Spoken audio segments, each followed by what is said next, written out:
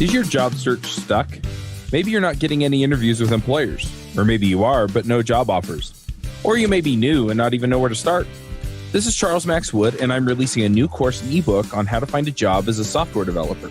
The course walks you through the process of finding the types of companies you want to work for, getting their attention, and putting your best foot forward as the candidate they want. I've coached dozens of developers in looking for jobs and have been able to help several people find jobs within 2 weeks to 2 months. So whether you're new to development, can't find a great job that fits what you want, or looking for remote work from an area without a strong tech community, I can help. Go to getacoderjob.com and sign up today. Hey everybody, and welcome to another episode of Elixir Mix. This week on our panel, we have Mark Ericksen. Hey friends. I'm Charles Max Wood from devchat.tv.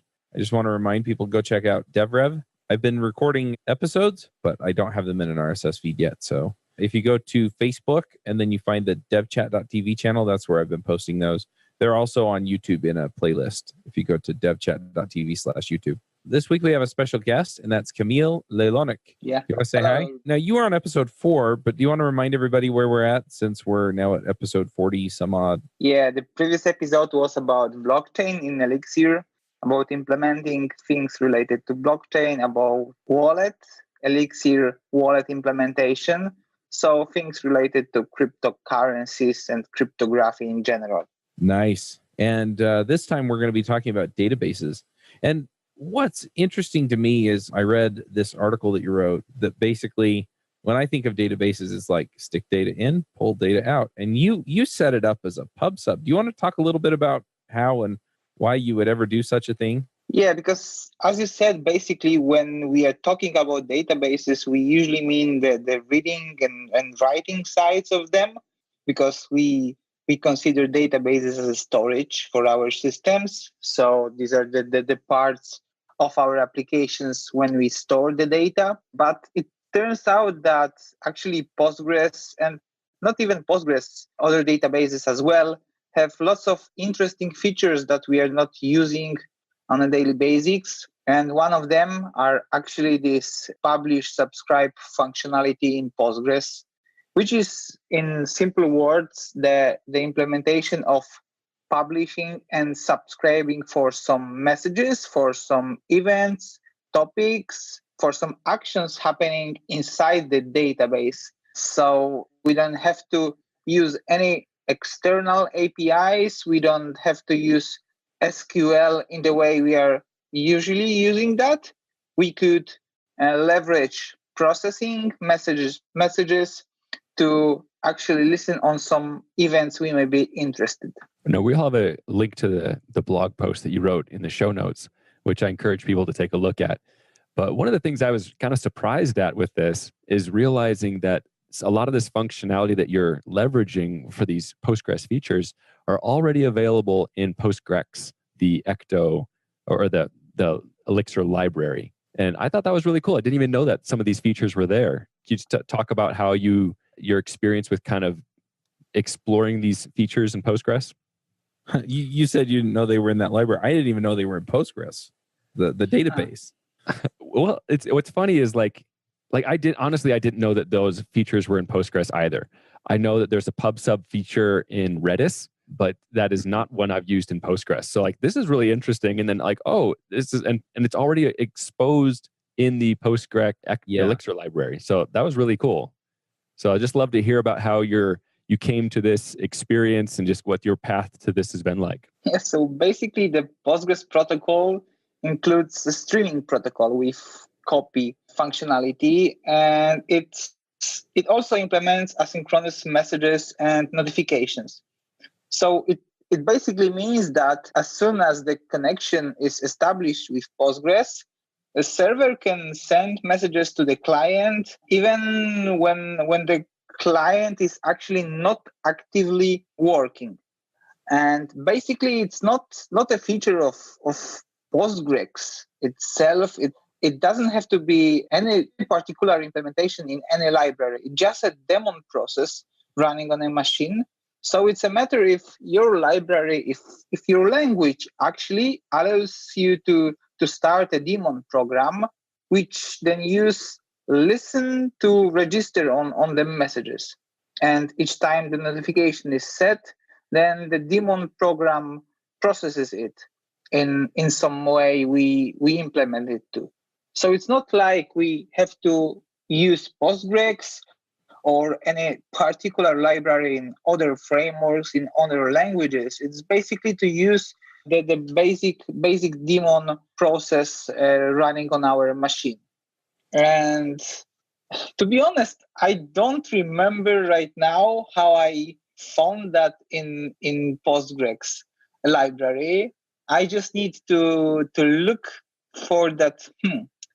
Maybe it was I wanted to use this publishing subscribing system, and probably I was looking at the source code of Postgrex if there are features like that, or if there are some implementations for that features, and it turned out that there's a feature like that already implemented, so I don't have to write anything on my own.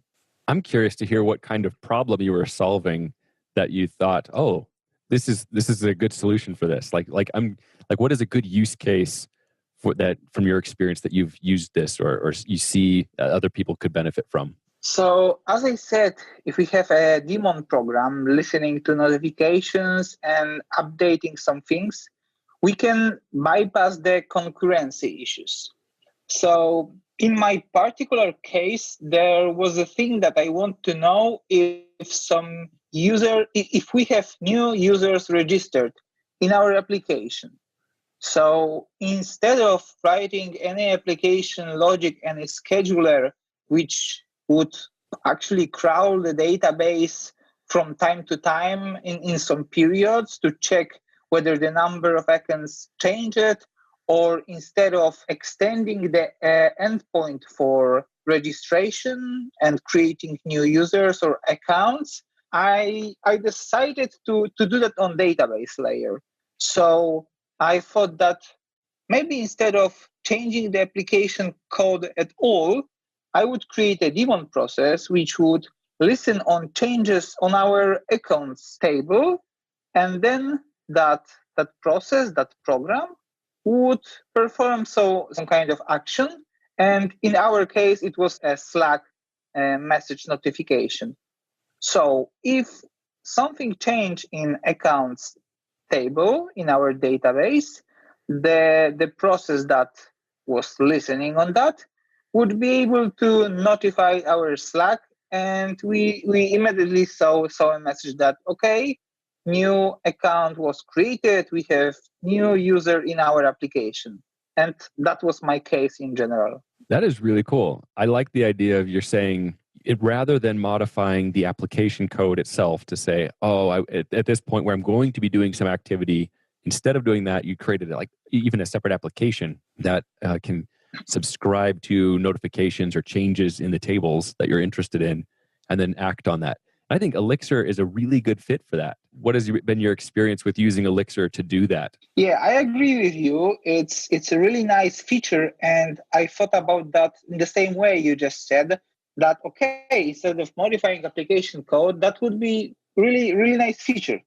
But let's think about it in the other way. Because after some time, me or other developers may think that what is actually happening, how we are getting this information. There's nothing in our code that would do that, but we are receiving this messages, this information about some changes. There's nothing in our code responsible for that. How to debug it? Okay, it's working right now, but what if we really want that feature and that feature doesn't work?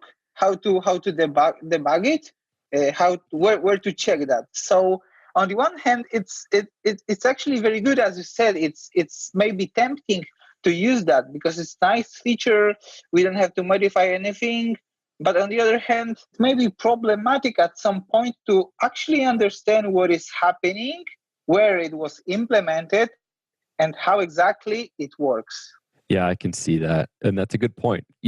Sometimes we get excited about the new tech and we just talk about how all the upsides, but it's important to be aware of there are some cons and there's some potential pitfalls. And one of those that I think that you identified there is when you are getting notified, like in a perhaps a separate application, if your schema changes, like in the normal, like the full like business application, and maybe it's like you're talking about your user table and being notified about users, and you make some significant change to the user structure, now you're kind of having to manage metadata changes, or at least awareness of those changes across 2 repos, or at least 2 applications. And so that is another layer of complexity that you kind of add to that. Yeah, but it's an interesting idea. Yeah, exactly. And to actually answer your question, because you asked me how complex was it to implement that in Elixir, it was actually pretty easy. It was the matter of implementing or pulling the Ecto and Postgrex library into the project. I didn't even need Ecto at all. I just created Postgrex implementation of listening. So it's basically this daemon process which listen on the Postgres events, and basically that was it. So I would add a simple GenServer which listen on that events coming from Postgres, and did everything in that handle info callback, and then basically implemented the entire logic there. So the implementation was really easy and very quick. Yeah, my experience is primarily in Rails, and the way that you would solve this in that world is you would either have some job queue, and we've kind of talked our way around that, right? Where you notify some other process that something happened, and then it goes and, does whatever it does. The other way that I've solved this is just by polling. And yeah, this is so much more elegant. One thing that I'm curious about here is we talked a few weeks ago with Chris McCord about LiveVue. So is there a way to hook this handler up to LiveVue so that it would just essentially stream the changes all the way up to the front end of web application with Phoenix? Yeah, so if I understand that correctly, it's a matter of connecting with WebSocket. So if I had to do that, I would just implement the WebSocket broadcasting or pushing logic inside the function which is responsible for handling events coming from Postgres. So that would be very simple if I understand correctly the problem you mentioned. Yeah, and it is kind of tough because we're still all waiting for LiveVue to actually land. That's true. That's true. But I think I understand what Kamil is saying there, which is, he's talking about how easy it was to implement this with Elixir, which is basically creating a GenServer that is the subscribed connection, and with Postgrex, it's you're getting notifications through there, and then in that GenServer, you could just send messages to the other GenServer that is related to the state of the user and their view that is then just be streamed down. So yes, I'm looking forward to LiveVue as well, and that'll be fun to see all the different applications we can throw at it. Yeah, it's so easy in Elixir when we have this processes out of the box. We don't have to implement anything like that. We just put what we have in core libraries, and we have it running. We don't need to implement anything on our own or using any extra tools for that. Kind of coming back to your blog post, I really did like, and I do encourage people to take a look at it because you lay it out very elegantly and just kind of building it up. But one of the things I love is just how simple it really is in terms of building this GenServer that is, when it initializes, it subscribes as a listener and just gets notifications. It's a supervised one. So if it dies for some reason and crashes, it'll just be restarted. It's beautiful. And I think Elixir is a great solution for that kind of that's a great application for GenServers and that usage. It's great. Yeah, in the entire use case, the most complex part is the Postgres part, not the Elixir part, right? Yeah. Speaking of which, so the Postgres part, I mean, you set up a stored procedure, which is something that I don't see a whole lot of people, at least in the communities that I move in with Elixir, and I mean even Node, Rails, Ruby. People generally don't use them. I see a lot more of that in like the Java and .NET world. How necessary is that stored procedure that you created there? So actually the stored procedure acts like a notifier. So the function is responsible to send a notification to notify the listeners, the observers or subscribers. So this is what the function actually does. So nothing more than just notifying listeners. And this function, it's what is important about it is like this function can be called as a trigger. So as you mentioned, we need to implement the function in the way that could behave as a trigger. So be called at some kind of event happened in our database. What that event is actually accounts changed in our case, which is basically the instruction that happens after insert or update on our accounts table. So when such changes happen, we just call the stored procedure, which inside it notifies all subscribers. Gotcha. What if you want to do sort of targeted notifications? So when my account changes, notifying me or notifying my account admin, but not the whole world? So basically this PG notify function or notify command takes the name of the event to send the entire payload. So if we somehow distinguish events to listen on, or if we create some rule that, okay, if that happens, let's send this kind of event, or in some other case, let's send some other event, we could do everything on this event names layer. So if we want to make targeted notifications, we can somehow change the event name, adding there some kind of a unique ID, for example, and make it targeted notifications. Right. So that could perhaps be like changing the event name to be like account activity 12, where 12 is the ID of that account. And then, for example. Mm-hmm. Yeah. No, you have to make it a UUID so you can't read it. Yes, really long. That makes sense. I am curious about kind of if you've had a chance to experiment with the practical limitations of this. Like, at what point does it kind of start to break down? Like, is there a number of connections? It's like, this just isn't working. It's causing problems, or we have to scale to a super sized database.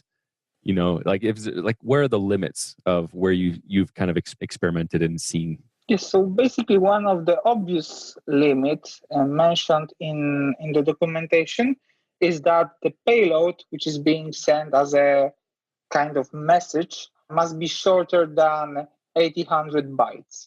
So the payload, as you may imagine, it's typically a JSON string. It could be anything, of course, but sent as a simple string literal. So this is one of limitation in terms of what can be sent and actually how much can be sent there. So this is one kind of limitation. The other limitation may be, as you mentioned, number of connections, number of listening subscribers.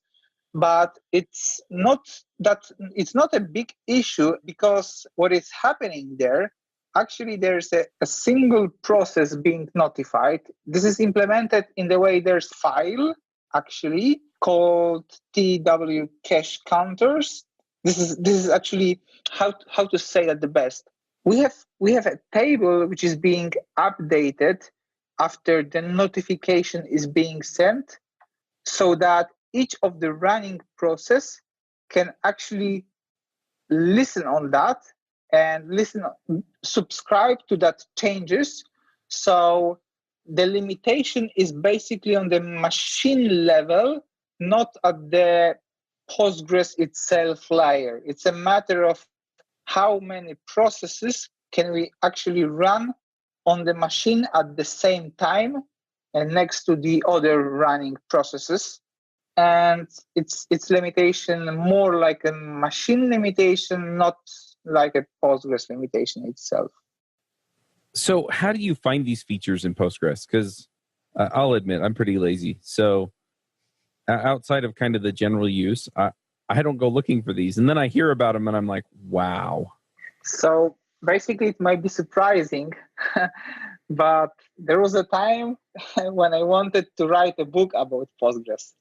I even started it, and I already wrote like 12 or 13 chapters. Wow. So it's not ready yet, and I'm not sure if it ever be ready. But it was like I was trying to find the most interesting feature of Postgres, especially these features which other databases don't have. And what is actually very interesting in Postgres itself. So that was the story. Gotcha. I guess the other question is why Postgres? Because it seems like a lot of people are opting for MongoDB or things like that because they're schemaless. They, you can essentially just throw a simple hash or JSON object or dictionary or whatever the heck you want to call it at the data store, and it just, it just sucks it up no matter what the structure is. So Postgres is the solution for Elixir, Ecto, or Phoenix developers, because this is something comes with the framework. Like there's a documentation for Postgres. There's the best support for Postgres. Postgres has lots of features, and it's quite good when it comes to performance. So it's the database we are maybe not forced to use, but this is something we get when we are starting a new project, when we are trying to read some articles, to learn things related to databases with Phoenix. And this is like an obvious choice for the very beginning. Do you run your own freelance business? Or maybe you're thinking about picking up some business on the side? Well, then you need FreshBooks. FreshBooks is the quickest and easiest way to get invoices out to your clients. It's easy to use. It works anywhere, available from any device, on the desktop, iPhone, iPad, Android, and all of your data is backed up and secure. And it makes it really easy to get organized and get paid. You'll be tracking time, logging expenses, and invoicing your clients in no time. You can also save time billing, freeing up several days per month to focus on the work that you love, and you get paid faster. FreshBooks customers are paid on average 5 days faster because there's a link on the invoice that says pay me now. And it's a great way to grow your business. Plus, FreshBooks is offering a 30-day trial. That's right, 30-day trial if you try them out. So go to gofreshbooks.com/devchat and enter devchat in the How Did You Hear About Us section. Once again, for a 30-day trial, go to gofreshbooks.com/devchat and enter devchat in the How Did You Hear About Us section. Yeah, it is kind of established as the default, right, for a new project or anything. So I'm curious what other kinds of databases you have had experience with, just as a comparison point of like a fan of Postgres. Obviously, if you're interested in writing a book, that's awesome. Nerd. But I'm curious, like what other databases do you have experience with that you're able to kind of compare against? Yes, so when it comes to other use cases than just relational database, there are some other available solutions we can use. And for example, if we want to use caching, we would probably go with Redis. The same when we want to scale PubSub in our applications, we would also go with Redis. When it comes to, for example, event sourcing, we could use Event Store, for example, if we don't want to use Postgres for some reasons, because Postgres may be sometimes too slow. And that's basically it when it comes to database choices. So I would say Postgres as the major database. We could use Redis for caching purposes, Event Store for event sourcing. And when it comes to databases, that's basically it. There's also Mongo support and Mongo adapter written by Michał Muskała. I know that lots of people are using that Mongo as a document database, somehow schemaless and no SQL solutions. I work on a project right now. So you talked about defaults, right? And I just want to come back to that briefly because like Rails I assume it still is, but the default for years was MySQL. Is that still the case, Chuck? That if you start a new Rails app, it starts with MySQL? I don't know. I always start it with Postgres. So yes. So, but it was always MySQL for me. I started moving to Postgres because of some of the like metadata transactional support. Like I'm writing a migration and it fails halfway through the migration. With MySQL, then I have to clean it up myself. And Postgres, it's like, oh, I can do that atomically, those metadata changes to the tables. And so I love that. And I've always used that. But I know with work, my current position, we have a number of different databases that we are using all together. And one of them is because we have a legacy Rails application. So it's a MySQL database. And then we've been moving to Elixir. So we have a Postgres database. And that was one of those times where we have our Postgres our Elixir application talking to both databases at the same time. And I'm just impressed that it works, that we can do that. And we can have multiple repos, and one repo can be MySQL and one can be Postgres, and we also have Redis in there, and we have another application that uses MongoDB. And I don't know. So it's interesting. I'm impressed that Elixir and Phoenix and everything lets us have all this choice that we're able to plug and match as is appropriate for our business. Talking to two databases, that sounds awesome. Terrible. But never mind. Yeah. I mean, so there are some certain things you have to do, right? I'm like sure. The whole idea is you want only one of the applications to be the owner of a table, right? It owns it owns the rights. And then when you're able to it's like we have this large application, we have to migrate it. It's like a multi-year project, right? It's not a huge dev team, and we're slowly moving the tech all over. So it's like, well, we start off with having the Elixir through MySQL reading the database. And then eventually, as we move more data responsibility over, then it flips to kind of being the owner of a table. And then Rails application goes and talks to the Elixir application to say, get me the data out of this.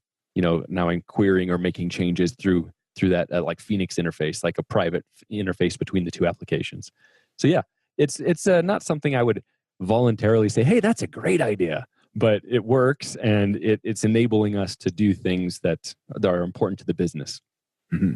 The problem I usually have with the solutions you described is that when I want to use one database in one application and the same database in the other application, and I want to do some kind of testing on the real database, there's a problem with creating migrations.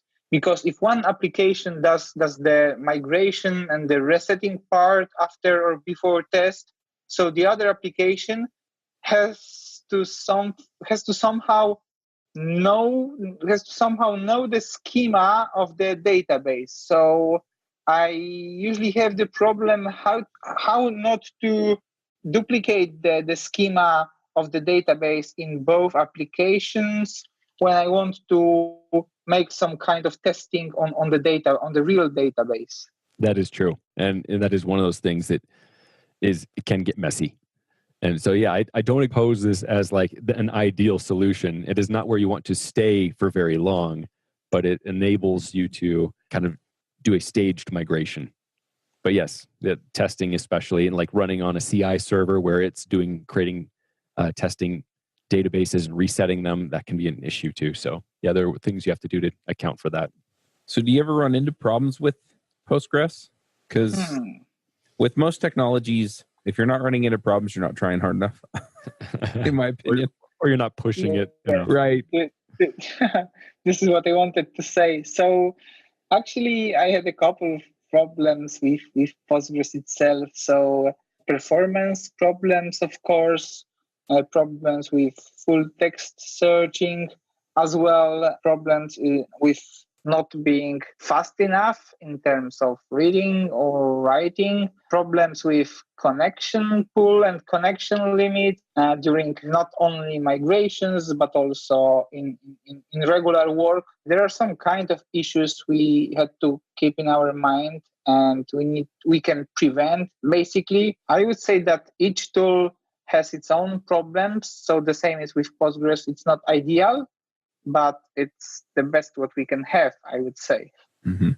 Yes, I know. I have someone I've worked with before who had a more operations perspective. He preferred MySQL over Postgres, mainly because from the operations perspective, there's this principle that he calls active, active, active, where you can just scale up your MySQL databases just by bringing up additional ones online, like kind of live in a live system.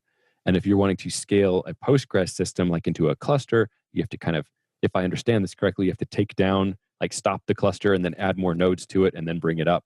So things like that, it's just kind of, it is one of those limitations. At the same time, adding a column to MySQL when it has many rows, like a million records, it can like take forever. And when it's Postgres, it's like immediate, just due to how internally the data structures are represented.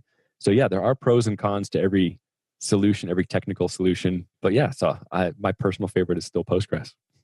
Yeah, when it comes to replication, we have logical replication in Postgres, and we have this physical replication in MySQL. And Postgres provides both logical and physical replication as options, but the replication protocol in Postgres is somehow maybe not less useful, but harder to actually to use. So sometimes when it comes to replication, and when we know that in the future our database will be replicated a lot, we would probably decide on using MySQL because it provides a better support for replication in general.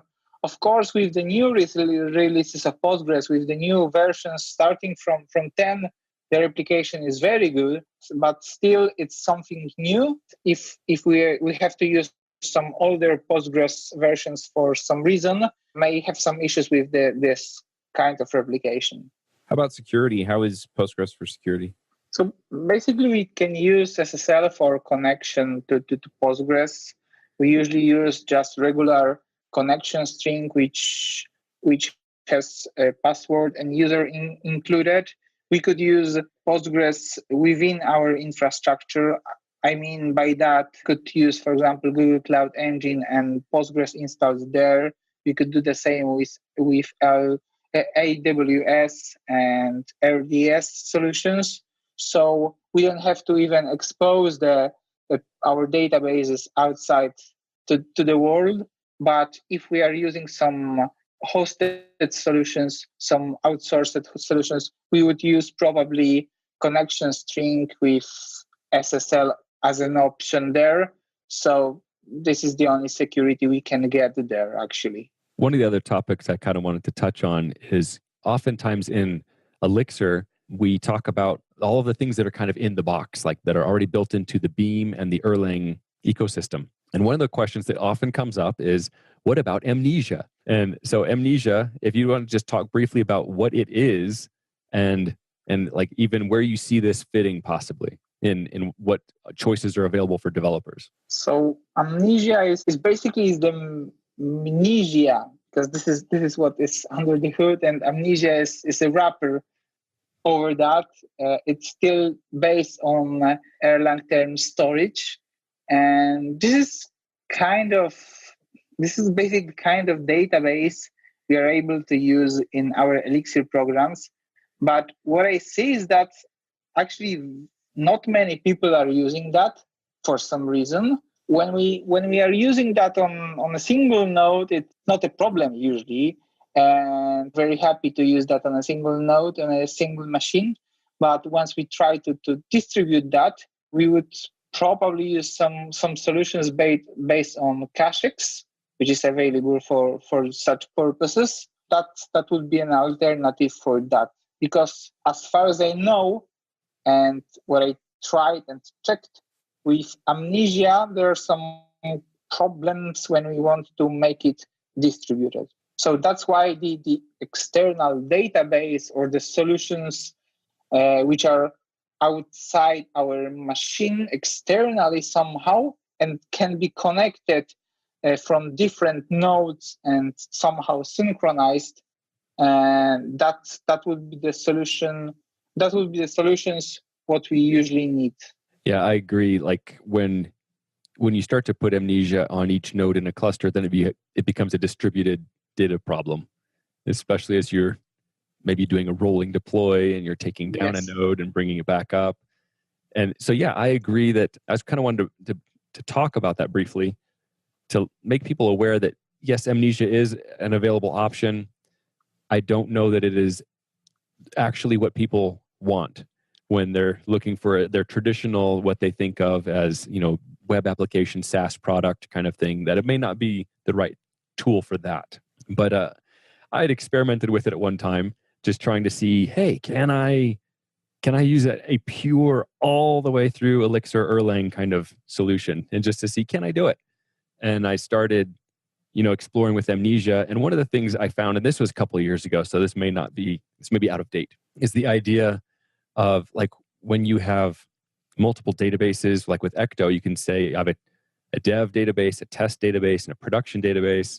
And just by running mixed test, it's automatically using a different database, all that database config. I didn't know how to do that with Mnesia.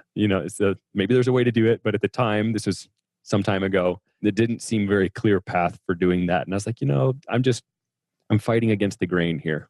So I just like, it's a fun thing to play with, but I'm not going to develop too much code in that solution. Yes. So what I believe that is to give the best value for the listeners here would be to say that let's look at the Mnesia, let's look at the CacheX as the alternative solutions for what we are using right now, because these two tools are not mentioned very often in the blog posts, on the conferences. This is not what I see very, very often for some reason, but these are powerful tools. And I would really recommend to at least look at them and be aware they exist, and maybe even use that if that's your case. Yes, it is certainly something people should be aware of, just to, whenever we are encountering different kinds of problems that we're, with technical challenges, it's good to know that there are these different tools that are available. And one of the ways I've kind of, if I'm remembering this correctly, one of the ways I've heard Mnesia being described as a good solution was kind of going back to where it was created from and why. And that, if I understood that, it was going back to Erlang, and they're, using phone equipment and routers that are deployed all these different places, kind of almost like standalone devices. And then the idea with Mnesia is that you are trying to keep routing tables. How am I supposed to route connections to different terminals and calls? And so it was more of like wanting to be used for routing tables and stuff that was perhaps not extremely dynamic data. And so for things like that, I think it's a great idea to be aware of it. Like it might have a great place in a Nerves project where you have something that's really embedded. That might be a good place to consider that. So I thought it's in our discussion of databases, I do think it is worth still mentioning. So one of the other questions I had for you about Postgres is, what are some of your favorite features of Postgres that over other databases you may have had experience with? I used, for example, Postgres a lot, which set of features related to geographic things. This is about location itself, about latitude, longitude features, calculating radiuses, distances, operating on some kind of areas, finding the nearest places, the closest people. So these are all things related to that. And this is very helpful for me. Elixir supports that very well. I was using that over a year ago, maybe even earlier. And the support was great for that. And I believe that with new Ecto features, we have even more support for that. And I can really recommend using this Postgres features in Postgres. I was also using full text search with different kind of vectors for searching. It speeded up a lot in our searches. We had lots of interesting results. Then it delayed the switch to Elasticsearch. In one of our projects, we didn't decide to switch to Elasticsearch because full text search in Postgres was efficient enough. And of course, one of the best features we can use is JSONB, storing JSONs, querying JSONs, and maybe indexes on that are not so great if we want to have complex, nested, very deep indexes on our JSON structures. Maybe it's not the best solution, but still having the possibility to store JSONs, arrays, having that queried very deeply, it's very, very easy to do in Postgres right now.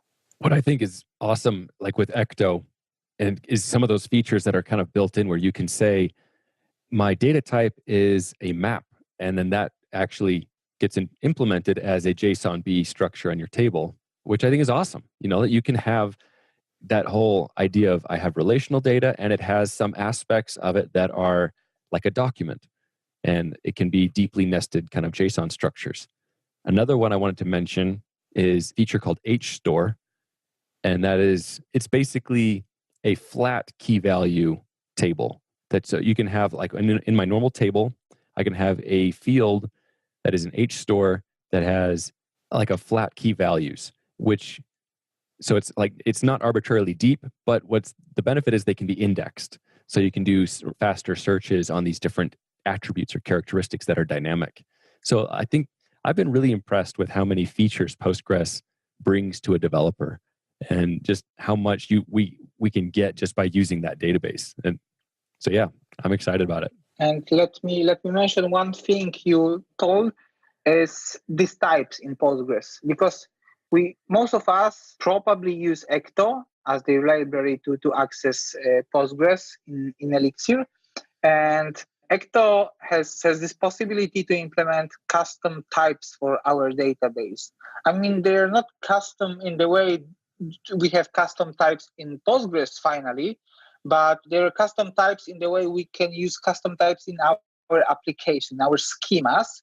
They are converted later under the hood before inserting or after reading from the database. But in our application, using Ecto custom types, we could use these types for our schemas.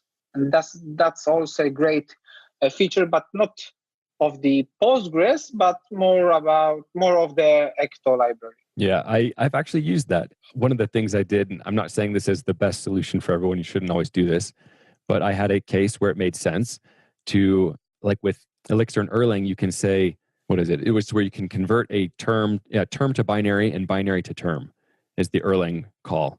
And so I was able to take some arbitrary data structure and convert it into a binary, and then stick that into, and using Ecto as a custom data type, that I could say, serialize this into the database, and then when it loads back out, it's a binary field in the database, it gets reconverted back out, and it's a native Elixir type. So it's not always the right solution. I wouldn't suggest that for everything, but in the cases where I had it, it actually worked, and I was able to use the Ecto custom types. So yeah, just like you mentioned. Some time ago, I wrote a library called XNumerator, which is the implementation for enumerable types in Ecto. I received lots of pull requests, which were merged. So I know that lots of people are using that. And this library provides enum type for the database. And so we can have, for example, message in status of read, sent, received, and so on. So we can make such types to be used in our applications. And under the hood, they're stored like as strings or could be stored as integers in our database. All right. Well, anything else we should jump on here before we do picks? I guess not. All right. Let's do some picks. Mark, do you have some picks for us? For you, Loot Crate is offering an opportunity to save 10% on any new subscription at lootcrate.com. Just enter the promo code BRIDGE10 for 10% savings. Loot Crate is one of my favorite things. Every month I get a box in the mail, costs less than $20, and it comes with all kinds of goodies. I have stuff from, just looking at my shelf, Batman, Spider-Man, Ninja Turtles, Back to the Future, Lord of the Rings, Star Wars, and much, much more. So if you're a geek, a gamer, anything like that, and you want cool stuff to put around your office, cool t-shirts, comic books, etc., then definitely check out Loot Crate. To save 10% on your new subscription, go to lootcrate.com/Ruby. Again, that's lootcrate.com/Ruby to save 10% on any new subscription. Enter the promo code BRIDGE10 for 10% savings. Sure do. So this one was the idea. I had an interaction with someone in the community recently. This person kind of starting in that phase of starting their career. They're still in school.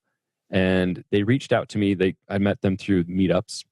And I guess the topic is that I'm picking is being professionally proactive. And what this young man did is he reached out to me, and he comes out to my office and just wants to learn about what's it like working in this kind of environment, and kind of talking about internship opportunities. And it was just this idea of he was going out actively looking for this kind of connections and making those networking on his own. And I was impressed by that. And then it reminded me of someone I'd seen at a previous job. It was a sales guy. He came into the office with no appointment, and because he was currently doing sales in some different kind of industry, and he wanted to be doing sales for a SaaS company. And so he just kind of comes in, it's like a cold call to an office and saying, hey, I would like to do sales in a SaaS company. And he ends up talking to the VP of sales, and he ends up getting the job. But it's just this idea of being professionally proactive. I think it's something that a lot of times as developers, we can tend to be or feel that we are introverts and that, that's just not me. But as I saw with this young man, he would still qualify as a developer type, but he still made that proactive effort to meet people in the community, go to them at their place of office, their place of work. And I was just impressed with that. And I think other people, we can benefit from that kind of behavior too. 100% agree. In fact, my Get a Coder Job book, I tell people to do that exact kind of thing. It's just because if you go do the things that no one else will do, you'll get the results that other people aren't getting. That's right. Yeah. All right. I'm going to jump in here with some picks. So my mastermind group, you can listen to us talk every week. We do an open call on entreprogrammers.com. We talk every Friday at 10 a.m. Mountain Time, and it's on YouTube. It's an Entreprogrammers channel on YouTube. The RSS feed's a few weeks behind. We're trying to figure that out. But anyway, so we decided to do a challenge this week where we would do the Pomodoro technique, and we would do 8 Pomodoros before noon. And of course, I told him, I was like, look, I'm not doing it on Tuesday because I record starting at 10 a.m. And there's just no way I can get it done because I also take my kids to school. Pardon my huge yawn. Anyway, got up at 4 a.m. and did 8 Pomodoros because they wouldn't let me beg off. So I've been using a tool called Kanban Flow. If you're familiar with Kanban, the Kanban methodology, it's kind of an agile development methodology. And anyway, it's basically kind of a Trello board. And I really, really like it. It has a Pomodoro timer built into it. And so you just tell it, I'm starting a Pomodoro and I'm doing it on this task. And then off you go. And then you can switch tasks. So yeah, digging that.